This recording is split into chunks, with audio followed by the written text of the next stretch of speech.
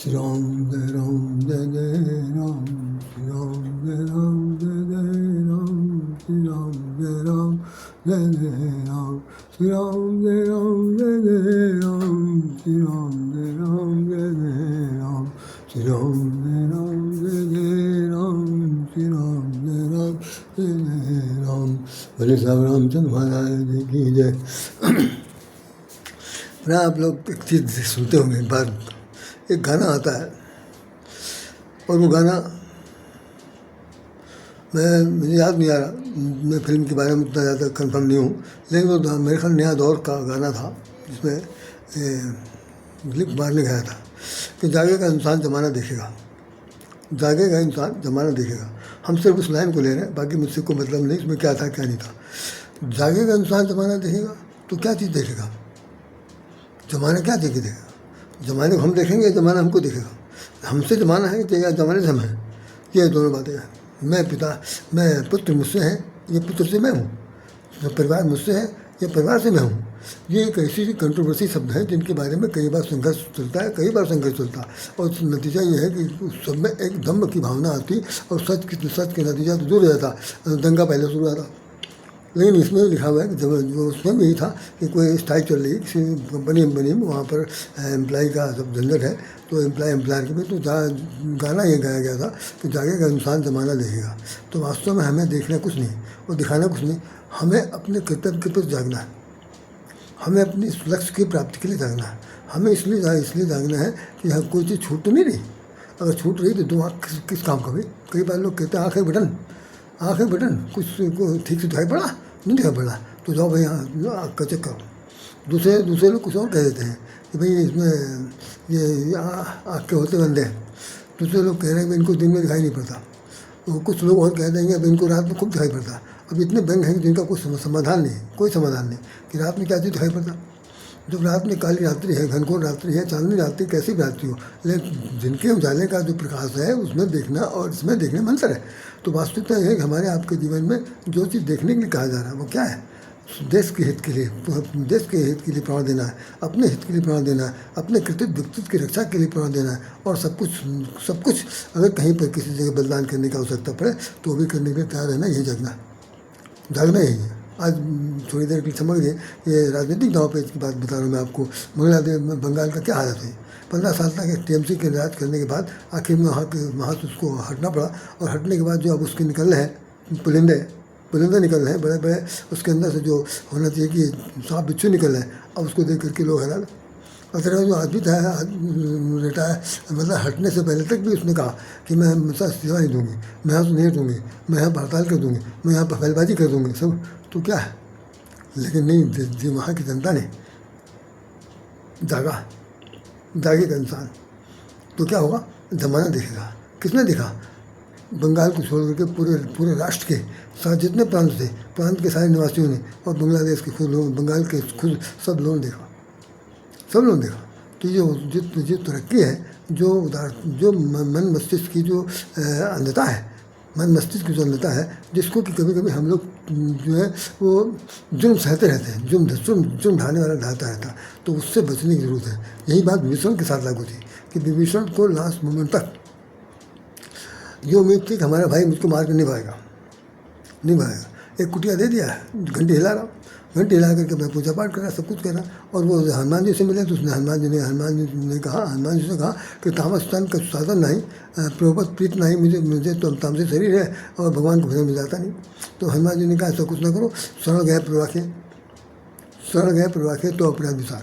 अगर तुम शरण में चले जाओगे तो भगवान तुम्हारे सारे अपराध को भुला देंगे। अच्छा तो आऊँ मैं? बिल्कुल आओ। उन्होंने तो वहाँ आह्वान दे दिया। यहाँ रावण को समझा, तो किसको समझा? जो नहीं समझता। तो अब उसको विभीषण को पहले समझ देना, जागना चाहिए था। तो जागा क्यों नहीं? जागा कब? जब उसको लात पड़ी। जब उसको लात पड़ी कि भैरव सभा में रावण ने उसको उसके कीने चरण पर हरा, और उसमें विभीषण ने उसके बाद भी कह दिया कि तुम पित सरित भले में मारा, राम भजे हितनात्मा। तुम पिता के समान हो, भाई बड़े भाई हो, पिता के समान हो, और उन्हें मार भी दिया तो कोई बात नहीं, हम उसको अपनी तरफ से भुला देंगे। राम तुम पे श्रेष्ठ भले में मारा, राम भजे हित ना तुम्हारा, तुम्हारा हित राम के भजन में होगा। ये भी कह के चला रहा।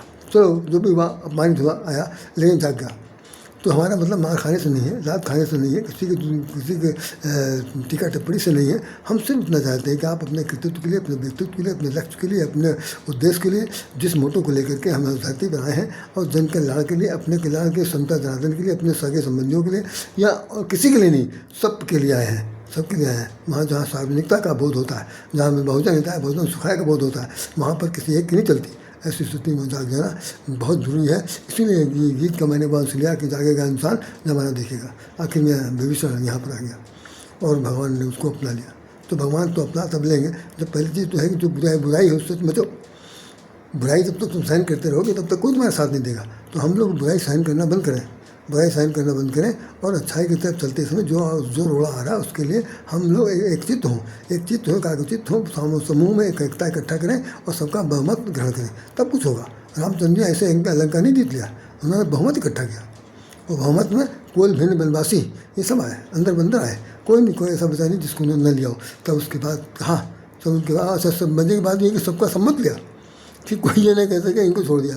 सबसे पूछा कि भाई राम है तो क्या, हाँ भगवान है तो क्या हुआ, नहीं सबके जा सबका सम्मत लेना बहुत जरूरी है। यहाँ हमारे देश में देखिए प्रजातंत्र है, लोकतंत्र है और देशों में मिला है, लेकिन हमारे यहाँ लोकतंत्र प्रजातंत्र जो है वो मुँह की खा रहा। यहाँ पर प्रजातंत्र या लोकतंत्र या प्रजातंत्र राष्ट्र कहने के बाद ही कह देते हैं कि हम स्वतंत्र हैं, हम कुछ भी कहने के स्वतंत्र हैं, हम जो चाहें कहने से। ऐसा नहीं है, ऐसा बिल्कुल नहीं है। हर चीज़ की नियमावली है और नियमावली का पालन करना ही इस धर्म के अंतर्गत, संविधान के अंतर्गत आता है। और संविधान का पालना करने वाले व्यक्ति को देशद्रोही हुए कहने में कोई किसी को इतराज़ नहीं होनी चाहिए। लेकिन नहीं, कोई नहीं कहेगा डर के बारे। क्यों? अगर उनके पास सेना होगी, उनकी बलिष्ठता होगी तो वो कुछ भी कर डालेंगे। तो बहरहाल कुछ भी कर डालें, इससे बचने का सबसे बड़ा उपाय है जागेगा इंसान तो ज़माना देखेगा। हम ज़माने को देखेगा, ज़माना हमको देखेगा। इन दोनों के देखने में दोनों की दृष्टिबोध होगा, दृष्टि दोष दूर होगा और हम जाग करके सबके काम आने योग्य बनेंगे। इन शब्दों के साथ राय श्याम राधे हृदय से नमन करता है और प्रार्थना करता है कि आप जागिए जागिए। वैसे तो चौपाई दूसरी है, लेकिन मैं यहाँ पर एक कोट कह दे रहा हूँ, जागिए तब ही जीव जब जागा, जब सब विषय मिलाए स्व विरागा। भगवान लक्ष्मण जी ने कहा, कैवट से कहा, साधारण से कहा कि आप उसी समय जागा हुआ समझिए जब उसके जीवन से भोग विलास का अंत हो जाए, भोग विलासा जब से वैराग हो जाए। यहाँ पर भोग विलास में हम लोग जीते हुए दो मुँह की खा रहे हैं, घुस के 100 जूता खा के घुस के तमाशा देख रहे हैं। तो उसमें क्या होगा कि आपका एकदम एक समय तो उल्लू सीधा होगा, लेकिन उसका जो दूरगामी दृष्टिकोण है वो बिल्कुल फलीभूत नहीं हो सकता। तो दूरगामी फलीभूत होने के लिए जागेगा इंसान, ज़माना देखेगा। तो जागिए और जगाइए, जागिए और जगाइए। एक दीपक को जलाए तो बुझे हुए दीपक को जलाइए, तब तो काम बनेगा। अन्यथा काम तो बन रहा या नहीं बन रहा, बिगड़ रहा या बिगड़ेगा, कुछ भी आप संभाल नहीं पाएंगे और रोएंगे ज़्यादा। तो इन शब्दों के साथ राय श्याम राधे आपसे निवेदन करता है कि आपसे ज़्यादा प्रबुद्ध और कम से कम इस भारत देश में रहने के नाते आपसे जो उम्मीदें की जाती हैं उस उम्मीदें पर आप खड़े उतर सकते हैं।